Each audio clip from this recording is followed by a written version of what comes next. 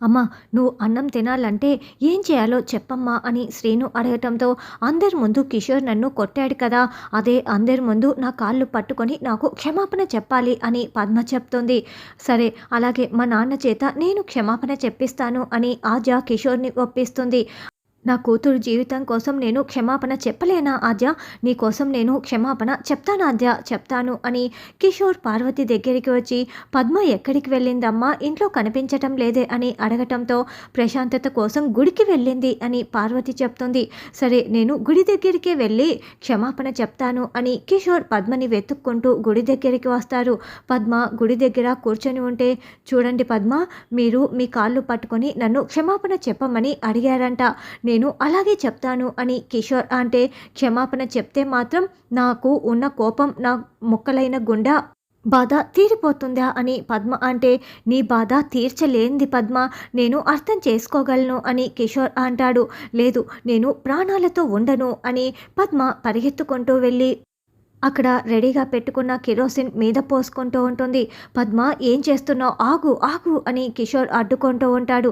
లేదు, నన్ను చావనివ్వండి అని అగ్గిపుల్ల కూడా వెలిగించబోతూ ఉంటే, కిషోర్ పద్మ చేతిలో ఉన్న అగ్గిపెట్టెని లాక్కునేస్తాడు.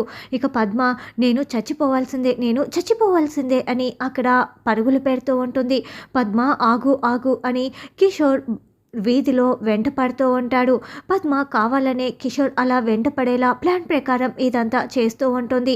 ఆగు పద్మ, ఆగు పద్మ అని కిషోర్ వెంట పడుతూ ఉంటే, అప్పుడే పద్మ నన్ను కాపాడండి కాపాడండి అంటూ ఇంటికి పరుగులు పెడుతూ వస్తుంది. ఏమైంది పద్మ అని రఘురామ్, జానకి అందరూ కూడా ప్రశ్నిస్తూ ఉంటారు. అదేంటి వదిన, నీ దగ్గర కిరోసిన్ వాసన వస్తుంది అని పార్వతి అడగటంతో, అదుగో ఆయనే నా మీద పోసి నన్ను తగిలెట్టి నా ప్రాణాలు తీయాలని చూస్తున్నాడు అని పద్మ అంటే, ఎవరతను అని రఘురామ్ ప్రశ్నిస్తూ ఉంటారు.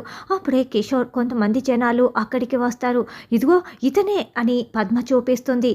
ఇలాంటి వాడి కూతురు నాకు కోడలుగా అవసరం లేదు అని పద్మ అంటే, మంచితనాన్ని కూడా నట్టేట ముంచే నీలాంటి దానికి కోడలుగా నా కూతురు అవసరం లేదు, చేసేయండి, తెగదింపులు చేసేయండి అని కిషోర్ అంటే, అవును, ఇతను కూడా అడుగుతున్నాడు కదా, ఇంకెందుకు ఆలస్యం, తెగదింపులు చేసేయండి అని పద్మ కూడా అంటుంది. దాంతో ఆద్య, శ్రీను అందరూ చాలా షాకింగ్గా చూస్తూ ఉంటారు.